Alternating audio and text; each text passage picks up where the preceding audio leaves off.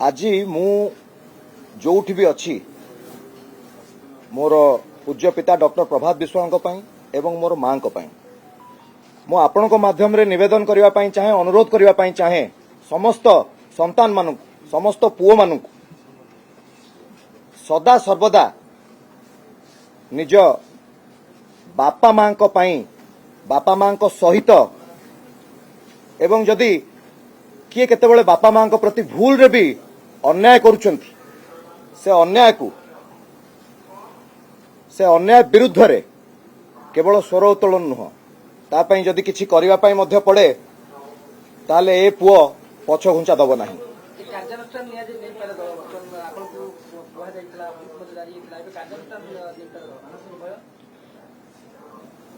मु तो भाबुथिली कार्यानुष्ठान केबेठू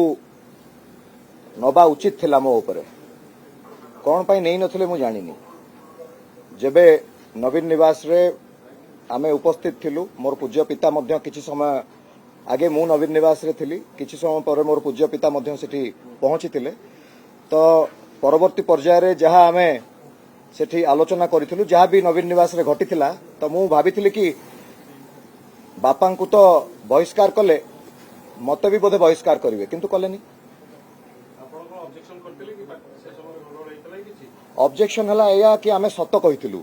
बापा मोर पूज्य पिता डॉक्टर प्रभात विश्वाल सत कहिथिले आ सत कहिले नवीन पटनायक बहिष्कार करंती। कोन हेतिला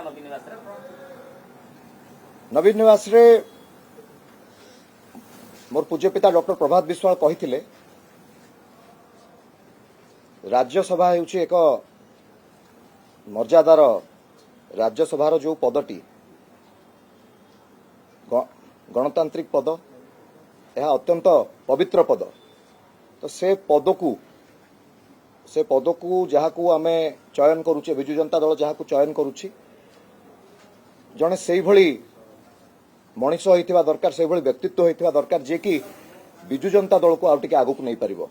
जो स्थिति रही विजु जनता दल को आउ दुई पाद आगु को नहीं पारिबो से दिगरे चेष्टा करथिले को भली भाबे दल दल मजबूत हो पारिबो दल को मजबूत कर डॉक्टर प्रभात विश्वाल कहिथिले सठिक प्रार्थी को पवित्र गृह राज्यसभा को पठा जाऊ।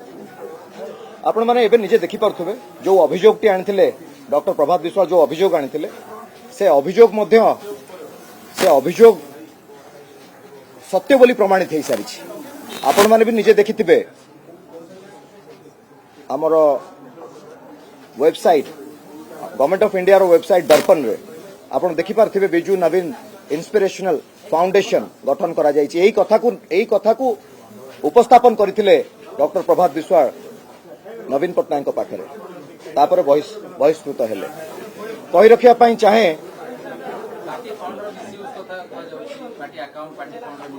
सेटा भविष्य रे आपण माने निजे जानि परिबे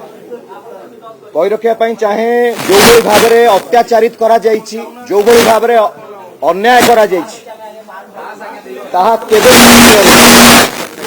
जो भली भाव रे और पूज्य पिता डॉक्टर प्रभात विश्वाल को ऊपर अन्याय हेछि तांको प्रति जो भली भाव रे अत्याचार करा जायछि जो भली भाव रे अधर्म करा जायछि ताहा केबे भी ग्रहणीय नुहे।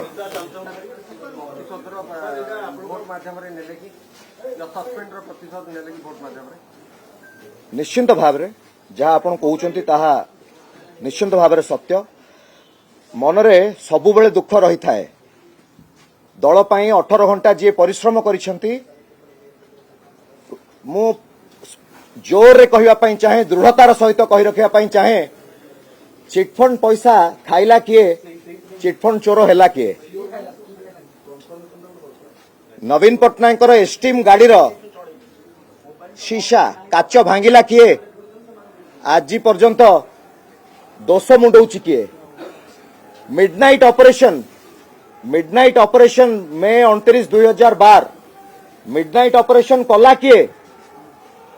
आज पर्यंत दाग कहा देहरे लगी। तो एथुर आपण माने अनुभव करि पारुथिबे आ अधिक किछि कहू नाही।